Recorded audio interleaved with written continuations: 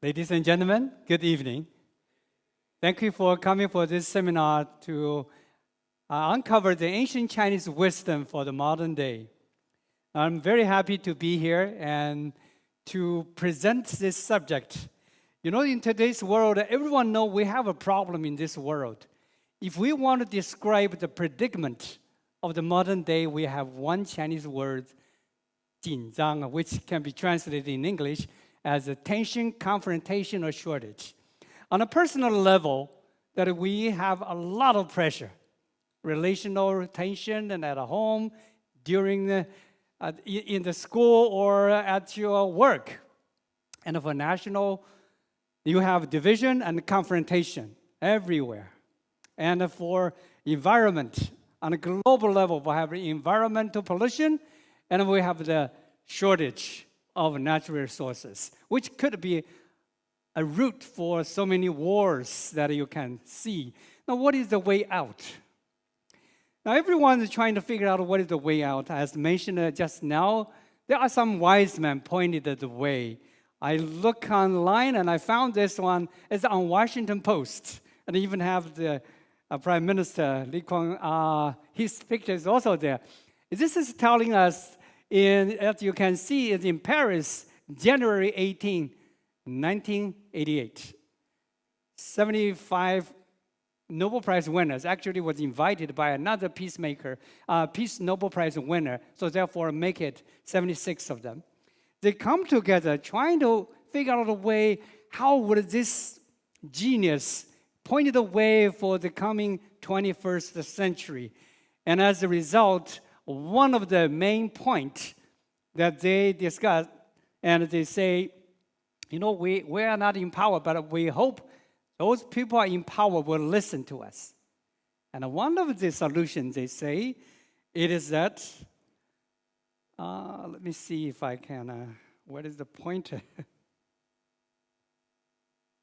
But anyway, if mankind is to survive, it must go back 25 centuries in time to tap the wisdom of Confucius.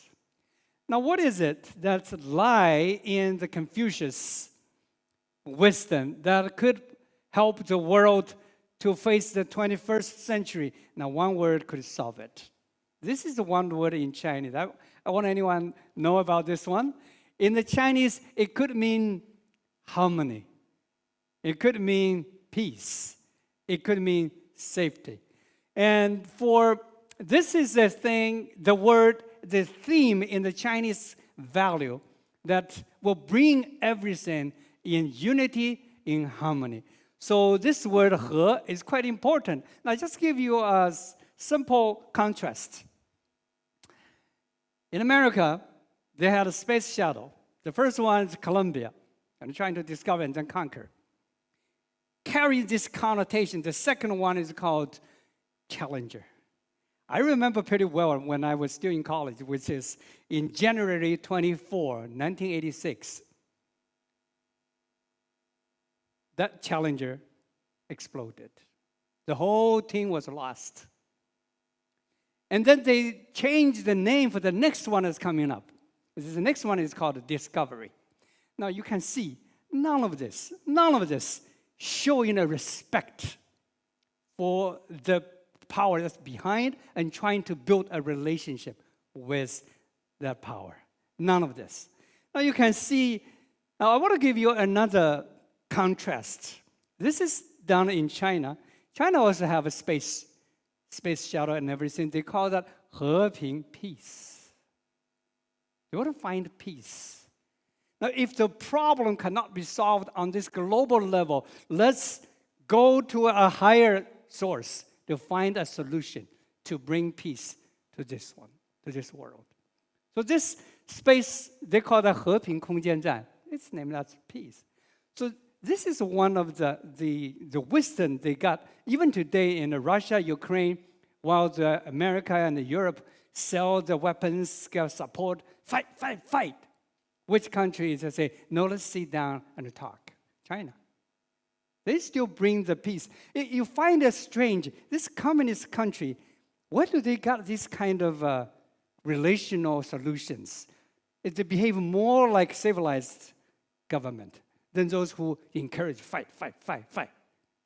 Oh, it's very ironic today. And even the express train, how many of you have expressed the Chinese express train? Very quick. Yeah, nice, isn't it? What is the name of it? Brand of it? 和谐号. 和, again, harmony. They emphasize harmony. And so this wisdom is, if you have this one, it's going to solve the problem. The sky or the nature will bring blessings. If we have harmony on this earth, then you have harvest. If we have this 和 among man, and then all industries, all careers will be doing well, and then at home it will be peace. Otherwise, you'll hear the tiger shouting and all kinds of things. Now, this is very important. Now, what is the bottom line to bring all this together? So the key, the Chinese emphasize, it is that if we all have oneness with heaven, then all this harmony and all this peace is going to come. So bottom line is you have to be one with heaven. So for this few days, we're going to talk about the wisdom for oneness with heaven. What is this ideal? How does that come to be? And then tomorrow we'll look at the ancient yet refreshing wisdom of health. Now today you have all kinds of medicine, and every year you will publish new notice, this medicine cannot be used anymore. Another year you'll say this kind of medicine need to get rid of. But there is another medicine, it always remains the same, no matter what disease comes. Still the same principle, the same formula. And so we'll look into that tomorrow. And the last day we will look at what is the way to bring a safe and peaceful, harmonious world to not only in this world, in the whole universe. Now, let's look at the first one. And what is the ideal for oneness with heaven? Of course, let's do some facts check. You know, with the Chinese, I hear this all the time. And of course, now India comes up. But before this, it's always saying Chinese is the most populous people in the whole world. One of the Singaporeans wrote this book. I don't know whether you are familiar with this one. I think he was born in Kuching, Malaysia. And then he came to Singapore, and the company invested, I look at it, it said they invested $5 million to record and shoot the activities of the Chinese everywhere. The title of the book is Where the Sun Shines, There Are Chinese. I live in Philippines for a few years now, and they come to teasing with me. They say, God created the heaven and the earth. The Chinese created everything else. So therefore, they say, the most often used, most frequently heard 3 words in the world. What is that? They say, made in China.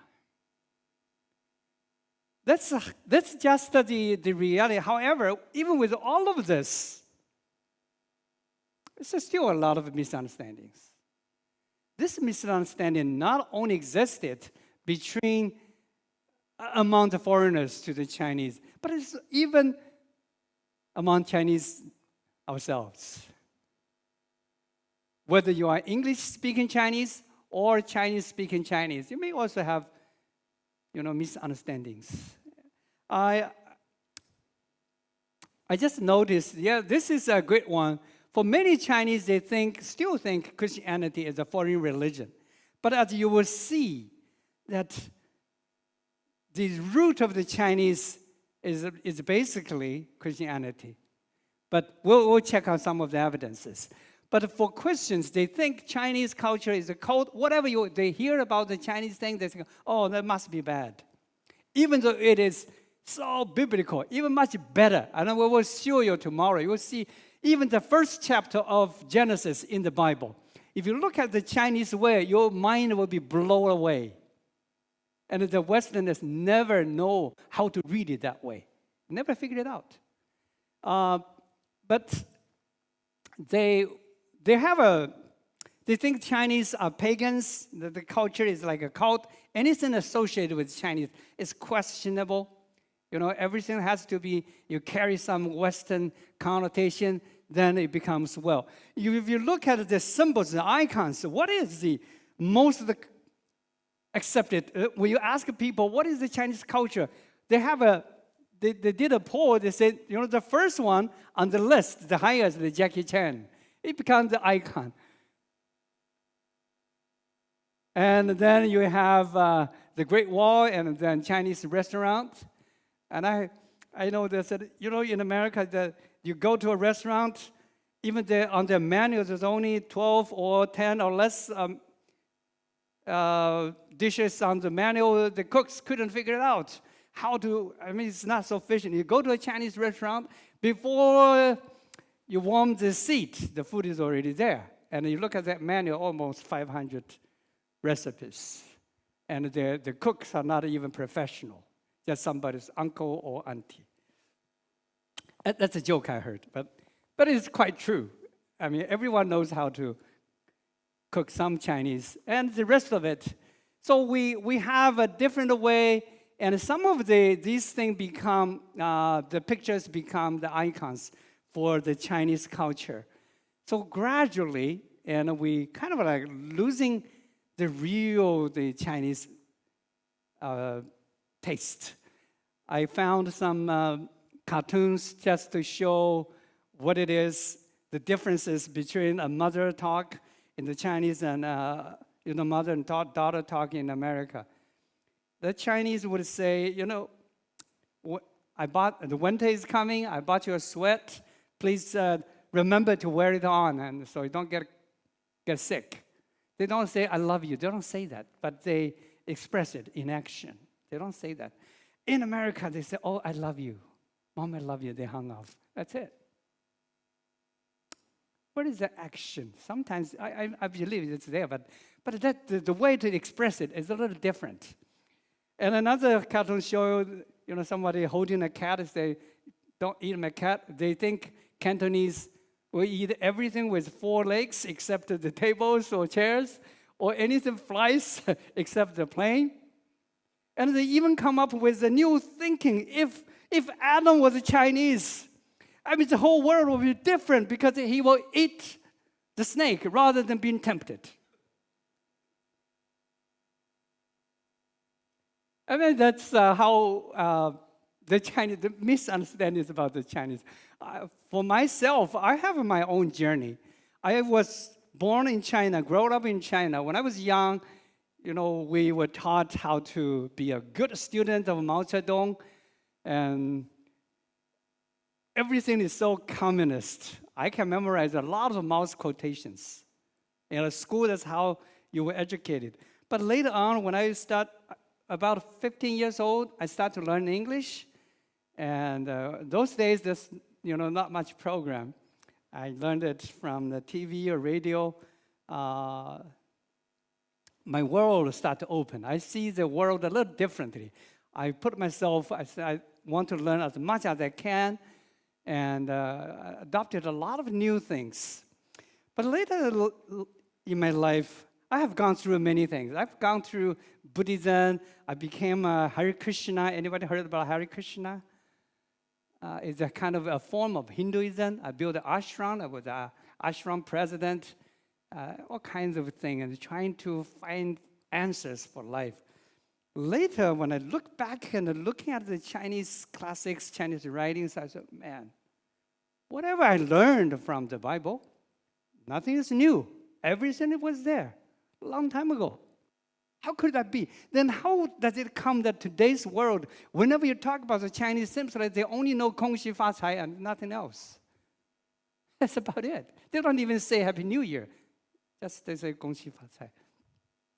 So I have went back to dig out all these Chinese classics to see exactly what it means, what it taught, why the Chinese changed over time, and from when the change came. And that is some of the things I want to share with you, what I discovered. And you will be probably as surprised as I am. We have some objectives. We try to find the original root of Chinese culture. Obviously, this is a very ancient culture. But what is the root? And secondly, we want to make it super clear that to the Chinese, actually, the Bible religion is not foreign to the Chinese at all. And as we will unpack some of these, and you can see with your own eyes. And hopefully, we want to show that, hey, if that's the root and that is the treasury of the Chinese, the modern Chinese, we probably should go back to our own root. And finally, that we also want to call Christians, probably go back to the Bible and don't go with traditions. And you will see, there's so many Christian traditions. When you compare with Chinese classics, they will show these traditions are false. And then you find, that's not in the Bible. And why Chinese don't accept that? They call that Yang Jiao, foreign religion, because it's foreign. It's not biblical. So we will share some of that. So question, back to our theme. Now, if you want to be one with heaven, then what is the Chinese understanding of heaven? That becomes a very natural question. And then, how was oneness with heaven was achieved? How can this be achieved? According to the ancient Chinese wisdom. These are the two basic questions we're trying to explore for tonight. Now, this is a word, the bottom line means the earth. The upline means above the earth, so it means above. And in the above there, and there is a big, important person. A big, huge, or important figure. Now, if you put these two together, then this is the Chinese word for heaven, Tian. So the big, important figure up there. And he is what we call Tian. And in a book, 春秋繁露, this is about the 2nd century. It was written in 2nd century. It gives a definition. There are so many, but I just choose one. This is the easy one. It said, heaven is the ancestor of all things. Nothing will be born without heaven. In other words, heaven is a creator. Very simple. Now, you have to compare this. Nowadays, people think creation, creator, they take it for granted. Unless you compare with the so-called science. And then you realize, that wisdom is actually pretty profound. Now today, if you go to school and you learn biology or whatever, from high school, they teach you we come from monkeys, apes, and this kind of thing. Evolution is the popular theory. And if you want to send a paper to a journal in a scientific world, you got to be an evolutionist. Otherwise, you have a very slim chance to have your paper to be published. That is just a fact. It's just like that. Don't tell me that science is real science. It's so biased, prejudiced, regional, political, and even financial. That's what it is today. So this guy is pretty interesting guy, and he's a Nobel Prize winner in 1966 for physics. So he made a statement and kind of tell us what is science. He said, science is the belief in the ignorance of experts. And one of the reasons for him to say that is experts always change. They always make modifications. Now I want to just compare with you. One thing, if we want to compare inspiration or revelation, what is the difference between revelation and the science? The big difference is that science is always progressing, it's advancing. And revelation, once it's revealed, remains the same forever. It doesn't change. There's no need for change. There's no need for modification. It remains the same because it comes from the perfect source. Science is a human effort trying to discover what are the things out there. When we make a mistake, we invented a very beautiful phrase to describe it. We say that is called paradigm shift. Because what was done before was wrong. Now we enter a new paradigm. Now, a few years later, they say, going to shift to another one. This is a science. Never going to be perfect. So that is why he's saying, you got to be wise, especially for the things talking about the basic issues relating to life, to the origin of the world, to all of these things. You have a choice to make. Either choose inspiration or choose this one, science. If you compare with other cultures about the origins, they have different theories. This I don't have to get into it, but these are different ways in India, in Africa, and in Greek, how they talk about how this world come into being. Very interesting, but it's a little different than what the Chinese see. So the Chinese see heaven is not, we use this word, tian, to describe the creator. So creator means tian, God is the word tian. Now the space he creates is also called tian because he is the only one can be the measurement for the creation he has done. Now how about a time? I know English. So when we describe today, 24 hours, we say that as a day. But who gave you this day? What can be the measurement for this day? The Chinese say only tian, God, can be the measurement for this day. You enjoy it today, and they say yi tian is heaven give you to this day. Tian tian. So each day you're reminded your life is given, is sustained by heaven. And even the measurement is heaven. No other measurement is more qualified to be used to measure time, except this is a part of God himself. So he's sharing his own existence. He's sharing his own life with us. So the Chinese call that tian. So we live tian. Now you think that's not a very good theology? I think so. It's a pretty good one. And this way of the Bible describe how God created man. It says God created man out of the dust of the world and then gave him the breath of life. Now the Chinese says similar. Of course, because it's a Chinese, so the language is very beautiful. It says, this is how man come to be, that heaven gives the essence, in other words, the breath of life. But the earth provided the form. When the essence and the form combined, and then man was born, was created. Exactly the same, how God created human being. So because of this, then we say life is from heaven, 人命关天. If you kill someone, you don't say 人命关父母. Nobody say life is related to parents. Our body comes from parents, but our life comes from heaven. Even non-believers today says that. At the court, and people say that, 人命关天. So this belief, this strong belief in heaven, in that our life is sustained by heaven and hidden in heaven, is so popular in the Chinese world, even today. You go to the market, you can ask anyone, they will say the same thing. We just need to be reminded. Therefore, the blessing is that we have to be obedient to heaven. That leads to life, to prosperity, and disobedience to heaven leads to death. Basic principle.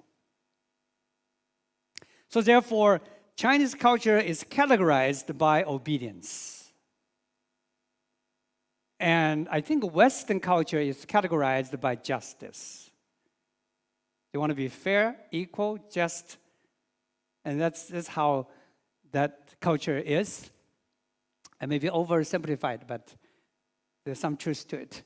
So if you hurt, if you violate the law, and the Chinese say, 伤天害理. You hurt heaven. So in other words, heaven's feeling can be hurt. So we should obey his law, therefore we don't hurt him. So this is just right there in our language. And another one is heaven always have a way out for man. Heaven never destroys anyone. 天无绝人之路. In other words, God finds a way for us. So this is in the very common Chinese saying. And you can tell the Chinese, they will know. Because of this, we have a way to show, to describe how we are to relate to heaven. Now this, I tried to translate that into English, but I couldn't do enough. 敬天, 视天, 笑天, 罚天, 折天, 顺天, 尊天, 祭天, 奉天, 应天. It's basically those words. But every word carries with attitude. With attitude. It's not just an abstract principle. Now, even this one, and you watch TV, so 奉天承运皇帝诏曰, when the Huangdi and the emperor is given a decree, and he has said, this is done according to the mandate of heaven. And the emperor will call themselves the sons of heaven. Now, our mind is conditioned today. We look at this world system, we say, republic, of the people, by the people, and what? For the people. We think this is great. The Chinese way, oh, come on, that is not great. That is so human-centered, useless. What do they call that? It is called the kingdom of heaven. That's what they call it. 天下. It's not about man. It's of God, by God, for God's glory. That's the Chinese system about the countries, about the national principles. So whether you are Republican or Democratic or royal kingdom, nonsense compared with the kingdom of God concept. So therefore, the Chinese government always publish their document. Respect heaven first. And then they say, this is what I want to ask you to do. Which government in this world does that? Only the Chinese have done it for centuries, for thousands. But the world is trying to teach us to forget all about it. Chinese are pagan. But this is all there, still there. You watch the TV, still there. I'm not making it up. It's just right there. So how did the Chinese they come to know God, in such a devoted way? Where is the origin of the ancient Chinese wisdom? Where can you find it? When you're talking about the source, the origins, and I use this as sound. Let's start from the beginning, like the sound of music. Let's go back to the very beginning. When we come to the human civilization, talking about the beginning, what do? We say, there are 4 ancient civilizations, right? I always say that. And you have Egypt, Mesopotamia, and Hindu, India, and then China. And each culture, each of these is by the side of a river. You have Yellow River for China, you have Ganges River for India, and then you have which river? Nile River for the Egypt, and then they have Mesopotamia. I have Euphrates for Mesopotamia culture. Now, why is it that when you're talking about the beginning, you have to talk about the 4 rivers? And among all of this, the Chinese culture is the only one that survived. I quoted just the one that a missionary student, he once commented on China. He says Chinese history is remote, how to say that? Monotonous, obscure, and the worst of all, there's too much of it. How much you have to study about American history? How much you have to study if you want to study the Chinese history? You can compare.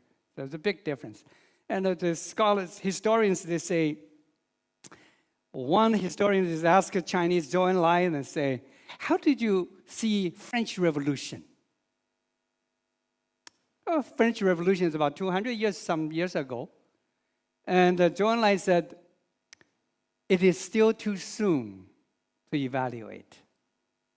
Wow, over 200 years, still too soon? Yes, because the Chinese thinking of it in terms of history, they're thinking about 5,000 years. So 200 years is still pretty relatively short.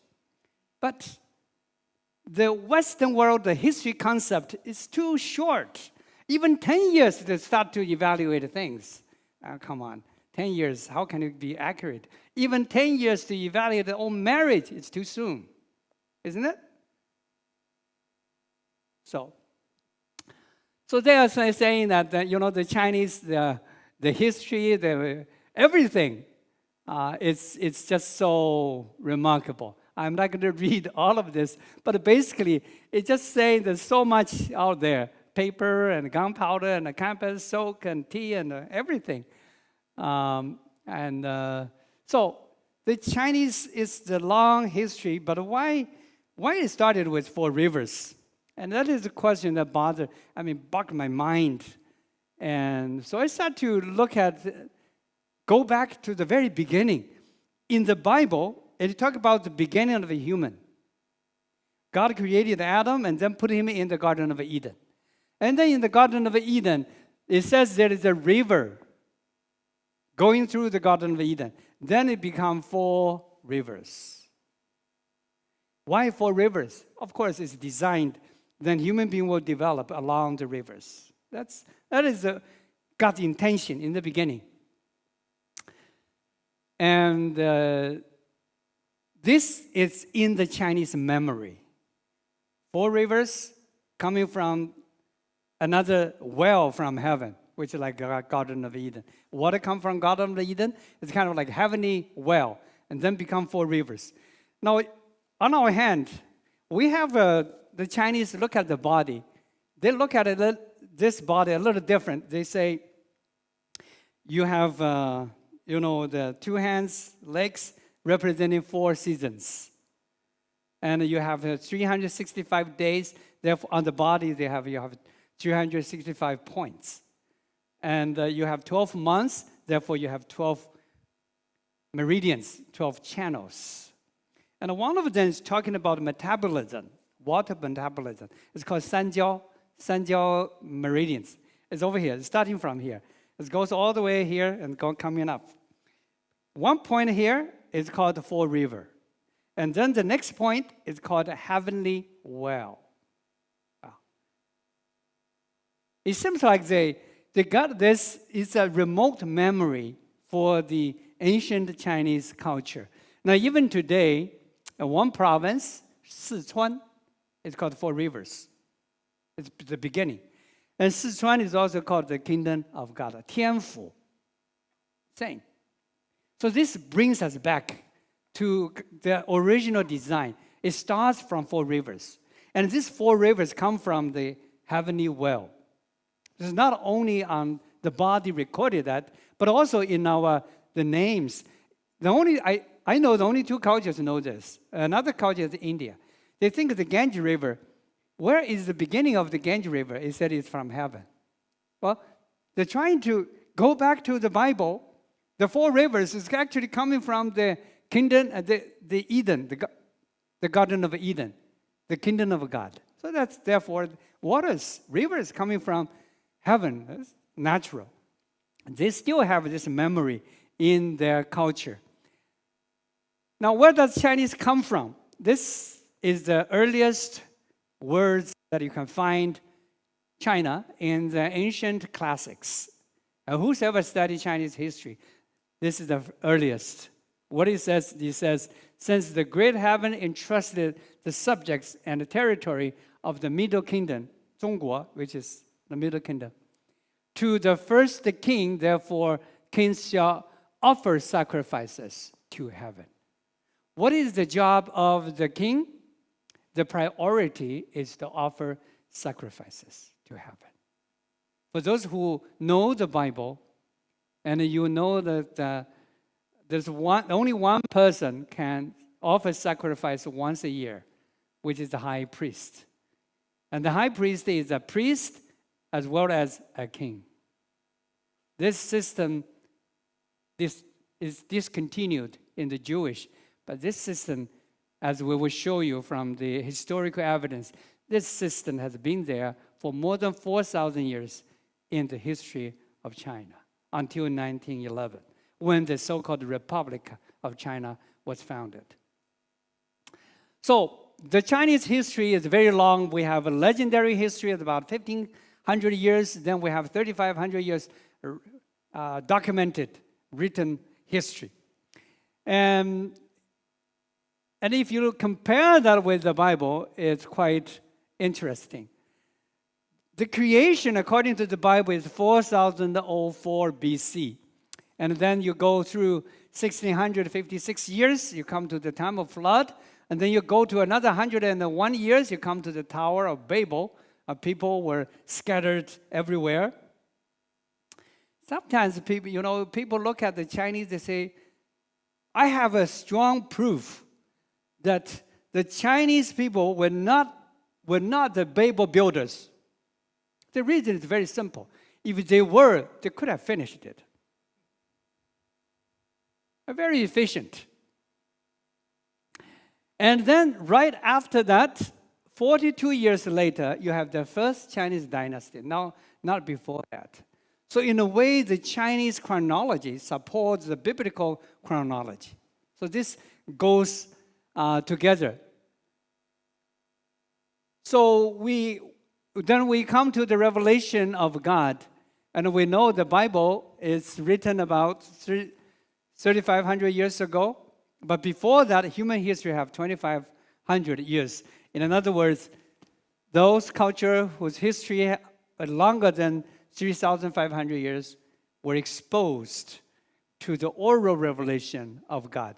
And Chinese is the one who preserved the oral revelation of God. It's not that Chinese is smarter than other people, but it's because they received the revelation of God and then preserved it. That's why they treasured it. Now, therefore, they have the same source. How did they achieve this? I have to run really quick. So they realized heaven and man are separated. Now, how are you going to bring man and heaven into one? So they say it is through the most important ceremony. This is the Chinese. I'm going to show you the English translation. Someone asked Confucius the meaning of the great sacrifice. Confucius said, I don't know. By Confucius' time, the meaning is already lost. He doesn't understand. Even though he doesn't understand, but the king, the emperor's priority job is still offer sacrifices to heaven. And this is, we have many different ceremonies, but the most important one, according to the ancient Chinese, is a sacrificial ceremony. Is more important than anything else. We have 5 different kinds of ceremonies, but as you can see, the order, the sacrificial to heaven, is the most sacred and important ceremony. And this ceremony is called the border sacrifice. It's outside of the capital. Border is not within the capital. So they call it 交际, outside of the capital. Now, this is the Chinese word for that. And there are many Chinese ancestors. I'm going to show you some pictures. You don't have to know all of them. And we call ourselves Yan Di, Yan Huang Zishun. And we have so many places to show today. This is where they offer sacrifices to heaven. And this is all of this become a tourist center today. And Kongzi even praised a man called Yao. He said, great indeed was Yao as a king. How majestic was he. It is only heaven that is grand, and only Yao corresponded to it. Yao was very obedient. We call ourselves Huaren, is because Yao is Hua, and we think we are the descendant of Yao. Therefore, we call ourselves Huaren. So, in other words, Huaren, you got to obey heaven. You got to worship God. Otherwise, you're not Huaren at all. You are a foreigner to the Chinese culture. You are a banana, in another word. And so we have all of this, and they actually worship Shangdi. So these are even today, if you go to Taishan, you can see the ceremony, they play every night. They show how the ancient empress worship heaven for not generation, not only that, for thousands of years. This is showing every night. If you go to China, go to Taishan, that is the show every night. And in Xi'an, we have this altar, and in Beijing, you go to the Temple of Heaven. That is another historical site in Beijing. And this is the emperors come here to worship heaven. So how would historians saying that, or even Christians, have so much misunderstanding, thinking this country is a cult? That is because they think they are the center, I guess. You know, they call us what? They call us Far East. I always wonder why Far East? Far East from whom? Those countries are Near East. These countries are Far East. They put themselves in the center. They measure the distance. Oh, come on. You guys are not in the center. So we have to look at the educational system again. This is a polluted educational system. Over here in Beijing, they don't worship any images or idols, only Huang Tian Shangdi, only the great God of heaven. And this great handsome young man also went there and to pay tribute. And you can also go there. Now China is open. You can come to Beijing and look at it. And there's no images at all for this border sacrifice. They only worship God. Now I want to just go really quickly to show some of the odd sounds when they worship. What do they sing to heaven? Let's look at some of the translation. This is done by James Lake. James Lake came to China as a missionary. When he learned the Chinese, and he started to think, he started to read the Chinese classics. He said, wow, they are more Christian than us. Why we are here? So he started to translate all the Chinese classics into English. He became the first Chinese professor at Oxford in London. So he translated all the Chinese. Now, these are from his translation. This is not from mine. He said, of old in the beginning, there was a great chaos without a form and a dark. The five elements had not begun to revolve, nor the sun, the moon to shine. You, O spiritual sovereign, first divided the grosser parts from the pure. You made heaven, you made the earth, you made the man. All things with the reproducing power got their beings. Can you imagine? This is from the Chinese emperor. And just to read a couple more. All the numerous tribes of animated beings are indebted to thy favor for their beginning. And he said, the man and the things are all emparatized in thy love, O Shangdi, O God. All living beings are indebted to your goodness. But who knows from whom his blessings come to him? You alone, O Lord, are the true parent of all things. Now, the Chinese always think God as a parent to us. We even think our leaders as a 父母官. They are the ones who support us. And so let's do one more here. This is showing the attitude of the emperor. And he's saying, with the ceremonies, I reverently honor thee. Thy servant, I am but a reed or a willow. My heart is but as that of an ant. This is from the emperor. Compare with the leaders today. Put a hand on the Bible, I can do it. Then they never do it.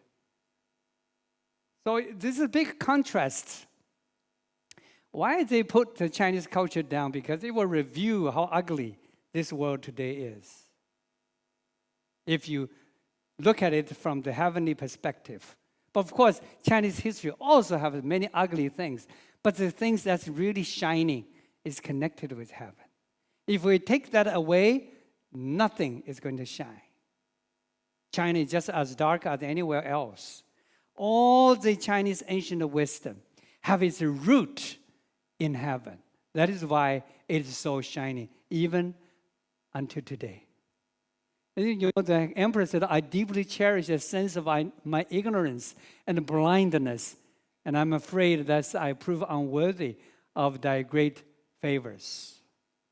So they always call themselves 天子, the son of heaven. And their duty is to do the mandate of heaven. Every king have to do that. So that is the big ceremony. Through this ceremony, that is the way they can be made reconciled with heaven. So you wonder, where do they get it? What is the first ceremony on earth? Why the Chinese consider this ceremony the most important thing? All the emperors, they have to do it. How many times? Once a year only. Once a year. Those who know the Bible, you know, once a year, it is the high priest goes into the most holy place. Don't tell me only certain churches know the doctrine about the most holy place. No, Chinese knew it all along, 4,000 years. And you know, in the Genesis, we know God created heaven and earth, and we know the story how God created everything in 6 days. But then there is a problem. That is, God said, "Don't touch this tree, and otherwise you'll be in trouble." And I want to show you a couple more words. This is a Chinese character for tree. And of course, this is a mouse. So God is saying, your mouse should not eat from that tree. That means control yourself. So what do you think? How would the Chinese write the word restrain or control? It's like this. Mouse, don't touch that tree. That means restrain. But if you do, you will die. So we'll look at another word, to die. This is the word to die, and this is how it is written in the original Chinese. You will see the middle, there's a tree, 2 hands, 2 mouths. Both of them died because of that tree. And we have to remember this character, this system existed at least 700 years before the Bible was written. We don't copy that from Hebrews. The Chinese ancestors were exposed to the oral revelation. They don't copy it. And they fell, and so God made coats of skins, and that should be the first ceremony that to make the sacrifice, anticipating the real Lamb of God, the real sacrifice, come to sacrifice for the mankind. And ever since then, the children of Adam, they come to the Garden of Eden, to the east gate, to offer sacrifice. So even today, you look at these characters, even today, this is how it is written. Perfect, and in this word, you have a perfect, you have a weapon, you have a lamb, you have a bull. Perfect lamb or bull with a weapon, with a knife to kill it. That's sacrifice. How can you put all this into one? Must be, at least the inventor of this word must be very clever. And we know from the Bible, this system comes down. When Noah got out of the ark, he built an altar to offer sacrifice. When Abraham found a new place, he built an altar. And his son Isaac also built an altar. And then we have Jacob build an altar. Then we have Moses build an altar. They don't worship images. They build an altar. But you say, oh, the Jewish are the chosen people of God. And we know when they were taken out from Egypt, they traveled for 3 months, come to the great mountain Sinai. And Moses was called up for 40 days. What did they do? They start to worship idols.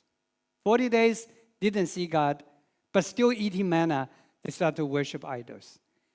For 4,000 years, the Chinese never see any images. For 4,000 years, the Chinese only worship at the altar, offer sacrifice. No images at all. So here is the contrast. 40 days, idol worship again. 4,000 years, no idol worship at all when it comes to worship heaven. Who is the true children of God? We got to show this to those people who only know the so-called biblical history, limited in a tiny little place called Israel. The biblical history of God includes the whole universe. A part of that on earth is China.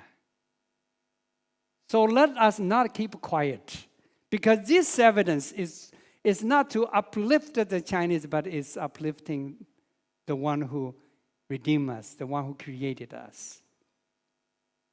So now you go to China, and they even Beijing, they have this altar there that you can visit.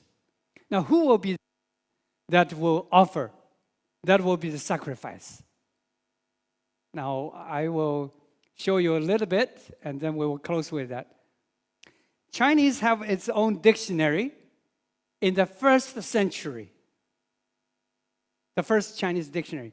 The purpose for that is to show us how to come to understand God, to read classics. English, you have the first dictionary in 1755, 16 centuries later. You tell me which one has more culture, more civilization. 1,600 years later than the Chinese dictionary. And the purpose is all different. Now, in the Chinese dictionary, the 1st century, it says, this is the word for hao. Ni hao, hao. Hao means, hao simply means the son of a woman. The seed of a woman is what is bringing blessings, bring good to this world. This is a hao. This is a Chinese. But this word alone, you say, is not enough. Can you give me another one? I'll give you another one. This is the word xing, born of a woman. And this ancient Chinese saying, I'm going to give a literal translation. It said, a man born of heaven, born of a man, a holy mother of antiquity was conceived by heaven, who gave a son called the Son of Heaven. 1st century, before the Bible was translated into Chinese, this incarnation, it's in the Chinese system. Don't tell me only the Jews know about it. The Chinese have talked about it for thousands of years. But they just didn't, just like the Jews, they didn't know that it was Jesus who met all this description and anticipation. And we know from the Bible, now we know that this Son of Heaven, this mother is Mother Mary, and she was conceived by the Holy Spirit. And she is the one who gave the Son of Woman to come to save us. I got this one. Confucius said when he comes, he will wait for 30 years, then to teach the public about the love of God. 30 years, waiting for 30 years, and then teach the love of God. Lao Tzu, another person, and he also wrote about the holy man, the Son of God. He said, he will suffer the disgrace for the kingdom.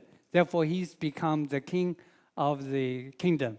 And he will die for the impurities and the sin of the world. Then he becomes the king of the universe. This is from Lao Tzu. 600 years before Confucius, before Jesus was born. He's saying that the Son of God will die for the sins of the world. Then he's qualified to be called 天下王, the king of the universe. And you tell me this culture is a cult. Oh, come on, just be more smarter. Don't be fooled by the main media. Just go back and read the scripture. And Jesus meet with all the Chinese anticipations. Unfortunately, I only have the Chinese version out there. I actually have documented all of this in a book called God and Ancient Chinese. And it is also available in English, but right now we only have the Chinese version out there. You're welcome to take the copy and read it if you can. So, why bother sacrifice? Here is the key. The Bible said he has to be burned without the camp. He has to go out. So Jesus went out without the gate, outside of Jerusalem, not within Jerusalem. His sacrifice is called a border sacrifice, outside of the capital city, outside of the city. And so Jesus is the sacrifice that Chinese has been looking. He is the answer. He is the key to bring heaven and man together as one. Thank you so much.